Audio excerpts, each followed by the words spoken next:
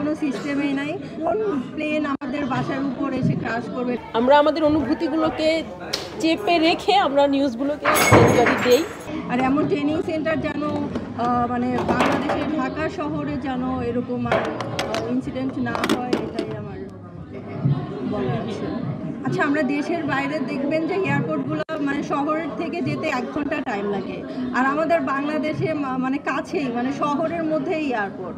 তো আমি বলবো যে আসলে এই দেশে কোনো সিস্টেমই নাই, কারণ মানে কখন মানে কোন প্লেন আমাদের বাসার উপর এসে ক্রাশ করবে এটা তো বলা যায়, কারণ এত কাছে তো আমি দেখি নাই মানে এরকম এয়ারপোর্ট। যারা বাবা মা আছেন, যারা সন্তান হারিয়েছেন, তাদের ব্যথা আসলে বোঝার ক্ষমতা আমাদের নেই।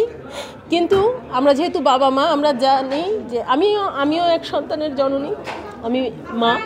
আমি চাই যে আমার সন্তানটি সুস্থভাবে বড় হোক, কিন্তু যে বিভীষিকাময় পরিস্থিতি দেখেছে মাইলস্টোন স্কুল অ্যান্ড কলেজের শিক্ষার্থীরা, এটি আসলে মানে বর্ণনা করা যায় না যে এতটাই অমানবিক একটা ঘটনা ঘটেছে।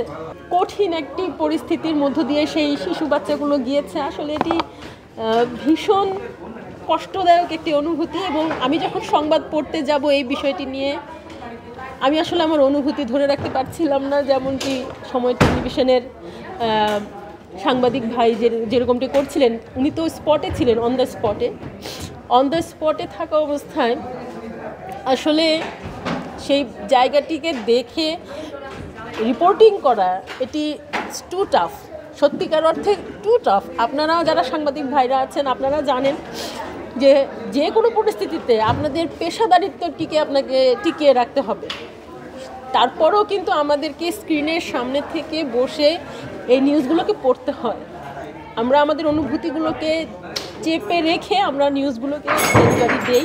সবসময় আমি অ্যাওয়ার্ড নেওয়ার সময় খুব এক্সাইটেড থাকি বা ভালো লাগে। আমি যখন ইন্টারভিউ দিই বা যখনই কিছু বলি, ভালো লাগার কিছু কথা বা সুখস্মৃতি আমি উচ্চারণ করি, এবং আমি ডেডিকেশনটাও করি আমার প্যারেন্টসকে।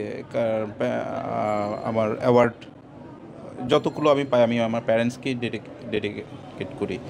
তো কিন্তু আজকের ক্ষেত্রটা একটু ভিন্ন। সাম্প্রতিক সময়ে যে ইনসিডেন্টটা হয়েছে, আজকে যখন আমি অ্যাওয়ার্ডটা যখন রিসিভ করতে যাই, আজকে আসলে মানে অ্যাওয়ার্ডটা রিসিভ করতে হবে এই জন্য রিসিভ করতে গিয়েছি, কিন্তু রিসিভ করার সময় আমার আসলে মন ভারাক্রান্ত হয়ে গিয়েছিল। আমার নিজেরও বাচ্চা আছে, ছোটো ছোটো 2টা। আমি আমার বাচ্চাদেরকে যখন শীতের দিনে যখন গোসল করতে দিই, তখন টেম্পারেচারটা মেপে দিই কীরকম, মানে বেশি গরম হয়ে গেল কিনা গরম পানি দিলে, বা কোনো গরম খাবার দিতে গেলে দুধ বেশি গরম হয়ে গেল কিনা, বা খাবার কতটুকু গরম আছে, সে জিব্বায় কতটুকু নিতে পারবে। আর সেই জায়গায় দেখেন ছোটো ছোটো কতগুলো বাচ্চা, কোমলমতি বাচ্চা ঝলসে গেল চোখের সামনে, আর বাকিরাও যারা হসপিটালে আছে তারাও কাতরাচ্ছে। তো আমি দোয়া করি যারা হসপিটাল আছে তারা যেন সুস্থ হয়ে তাড়াতাড়ি মা বাবার বুকে ফেরত যেতে পারে, আর যারা চলে গেছে তারা যেন নির্দ্বিধায় যেন বিনা হিসাবে যেন বেঁচে যেতে পারে। তো আজকের অ্যাওয়ার্ডটি আমি সম্পূর্ণভাবে ডেডিকেটেড করলাম আমি সেই সমস্ত বাচ্চাদেরকে যারা জীবন দিয়ে গেছে এবং যারা হসপিটালে আছে।